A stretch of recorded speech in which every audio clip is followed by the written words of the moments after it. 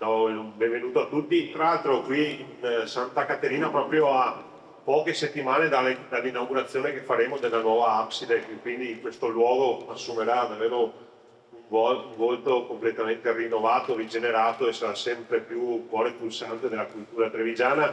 Un saluto al Presidente della Confartigianato e vi ringrazio per aver scelto Treviso per questo appuntamento importante. Io, lo dicevo prima ai giornalisti, vengo qui a ribadire il sostegno e la stima nei confronti del ministro Nordio e di un ministro che tra i primissimi appuntamenti ha voluto incontrare gli amministratori locali. Ricordo un appuntamento che abbiamo fatto al Ministero col Presidente di ANCI Nazionale e con il sottoscritto, dove sul tavolo abbiamo messo tutti i temi che riguardano gli amministratori locali, le responsabilità, l'abuso d'ufficio, e devo dire che una sensibilità come quella messa in campo dal Ministro per cominciare un percorso condiviso che possa migliorare le condizioni di lavoro di coloro che decidono di amministrare il bene comune è stato davvero un messaggio incoraggiante per noi.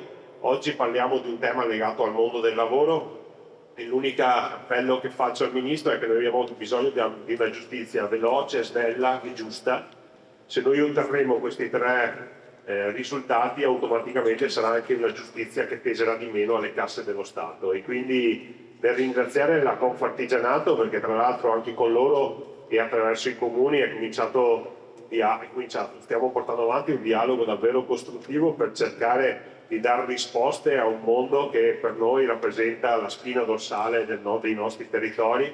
E quindi grazie davvero a tutti. Io non posso che augurare un buon lavoro, perché sia nel caso di Confartigianato che nel caso del Ministro della Giustizia siamo in buonissime mani e l'Associazione Nazionale dei Comuni del Veneto è al vostro fianco per sostenere queste che sono delle iniziative importantissime. Quindi benvenuti a Treviso e buon lavoro e grazie per essere qui.